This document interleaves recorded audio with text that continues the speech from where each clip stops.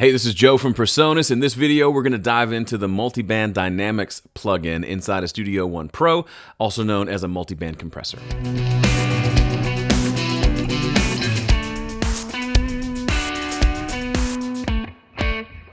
If you own Studio One Professional, then you already have access to MultiBand Dynamics, and it might be a head scratcher for a lot of folks. So in this video, I'm going to explain what multiband compression is, give you a quick tour of the MultiBand Dynamics plugin, show you a really fun way that you can easily incorporate multiband into a mix today without messing things up, and then a way to find out more about multiband dynamics. So those are all linked below. You can skip to whatever section you want. But first, let's talk about what is multiband compression. So I'm assuming you know what a compressor is. A compressor is a thing that goes across an audio channel, and as the signal crosses the threshold, it turns it down. A compressor is, one way you could explain it is it is a single band compressor, whereas the multiband dynamics is a multi-band compressor, meaning a band of frequencies. A regular compressor, for example, the compressor plugin in Studio One, it affects the entire signal from 20 hertz up to 20 kilohertz. The entire signal goes through. The compressor listens to all of it, and it compresses according to the overall volume that's happening. A multiband compressor is like taking 5 of those compressors and putting each one on just a set group of frequencies. So one on the lows, one on the low mids, one on the mids, one on the high mids, and one on the highs. Now, each individual compressor is only listening to and only compressing that specific frequency range. Here's where that could be helpful. Let's say you've got a mix with let's say you're doing a mastering job. You've got a mix with a really big kick drum. And you want to add some compression to the overall mix, but that kick drum, no matter what you do, the kick drum is so loud that it's triggering the compressor and is causing pumping in the other higher frequencies.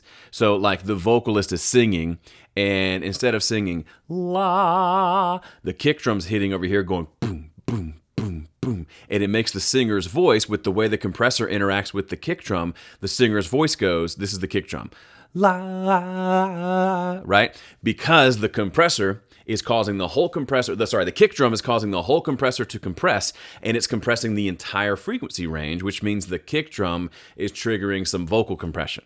Okay, that's the idea, that's pumping.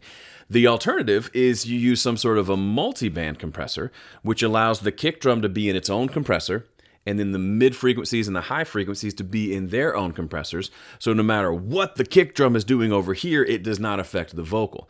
It might go nuts, and its own compressor might go nuts, but the vocal compressor, the one in the middle of the frequencies, only responds to what's happening in the middle frequencies. So the kick drum is separate from that. And that can be helpful in certain situations, especially in mastering. So a multiband compressor is like strapping on multiple compressors across different frequency bands. So let's go on a quick tour of the multiband dynamics plugin in Studio One. There are a lot of multiband EQs and multiband compressors, and then dynamic EQs, which is a different topic. But there are lots of multiband compressors you can use. Here's the one that comes with Studio One. And what I want to show you is a couple of things you need to know right off the bat. First of all, let me just fix one quick thing here. Doink, doink, and doink. Okay, so if you opened up this compressor, you'll see it looks something like this. If I hit play and we've got audio going through, we can see this is a 1, 2, 3, 4, 5-band compressor. First thing you can know is you don't have to have 5 bands. I actually prefer to work with 3. How do you get it down to 3? See these adjustment knobs here? These are how we adjust these frequencies, the different cutoff frequencies. And you can adjust the frequency itself by just clicking on the frequency and typing a new frequency in. But if I want to get rid of a few of these bands, there's a couple of ways to do it. I can click in a band and then just drag this one all the way to the left, or I can drag the corresponding frequency knob all the way to the left. So these bottom 2 bands are now basically disabled, and now I have a 3 frequency band that I can adjust. So maybe I do something like everything below 160 and everything above 2500 hertz, and those are my 3 bands that I like to work with. Or you can go as simple as a 2 band. If you want to set this up as some sort of a de-esser, where it's really only compressing those high frequencies, that's how you would do it. You don't have to Just because it defaults to a 5-band multi-band compressor, you can just do 3 or 2 or 4 or whatever you want. You can get pretty specific. I like 3 for a lot of things. Couple of other things. You can see down here, these are the regular compressor controls. I ignore the high threshold. So there's a low threshold that adjusts the threshold of that particular compressor, the ratio like you're used to, makeup, gain, attack, and release. One of the most important buttons on this plugin is this one right here. This is called Edit All Relative. See right there? It's in the top right of the plugin. This allows me to, generally as a default, this is not selected. Meaning if I want to adjust the threshold of the middle band, I can do that and it only adjusts the middle, doesn't adjust the lows or the highs. That's the way I started out using multi-band compressors, and I mess things up all the time.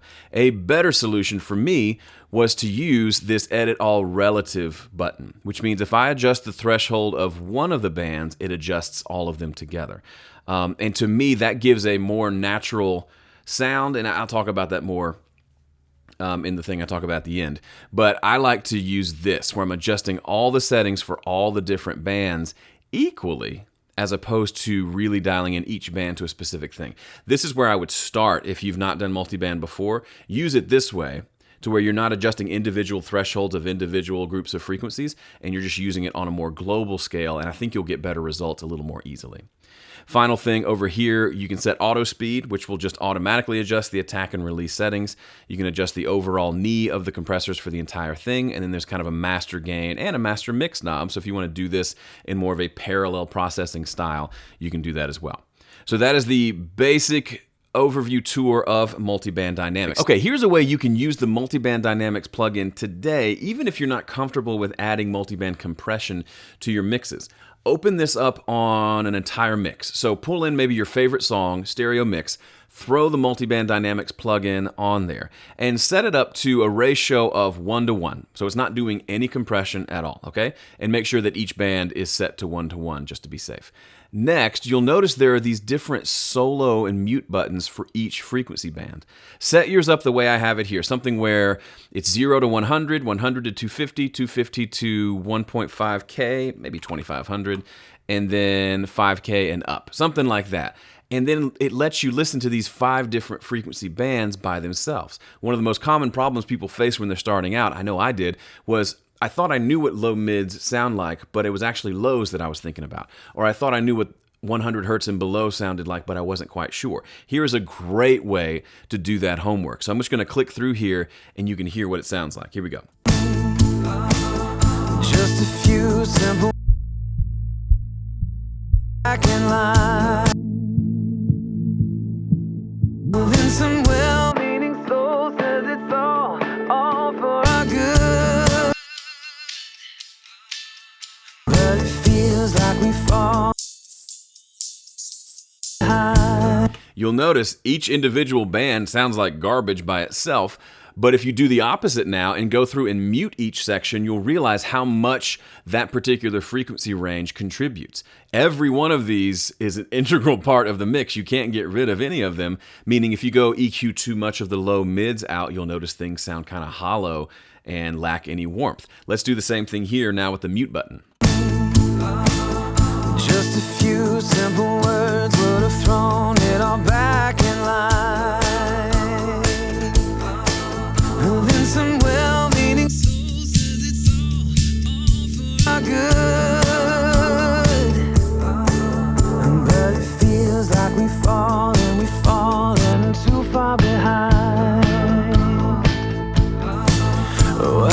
I would recommend spend as much time as you want doing this exact thing. You can do it on individual tracks to learn the different frequency ranges and how they affect a vocal or a bass or a guitar, but also just doing it across an entire mix is such a helpful tool. I cannot recommend this enough to start to educate yourself on what the different frequency ranges sound like. And then of course you can come in and you can drag these around and make them as custom as you want. Maybe you want the low mids to be more like 150 to 300. You can do that. And you can just mess around with it and see, okay, where does the low thump of the kick drum turn into more like a woofy, muddy sound? Where's that point? As you start to learn those things, it's going to help you make better EQ decisions down the road. All right, finally, I promised if you want to learn more about multiband dynamics, I just put together a multiband dynamics deep dive, probably a good 45 minutes of me diving into this deeper, showing how I would use it in a mastering session, and also showing you a couple of other cool uses for it, including a de-esser. You can get that as a part of Presonus Sphere. If you haven't joined yet, you can check it out on our website. Link is in the description. Get you access to Studio One Professional, Notion, our notation software, all the Studio One add-ons and plugins and virtual instruments, in addition to all the custom content that we put up every month, including this multiband dynamics deep dive. It's all available for a low monthly price or a low annual price. Check it out, see if it's right for you. Link in the description. Thanks for watching. See you in the next one.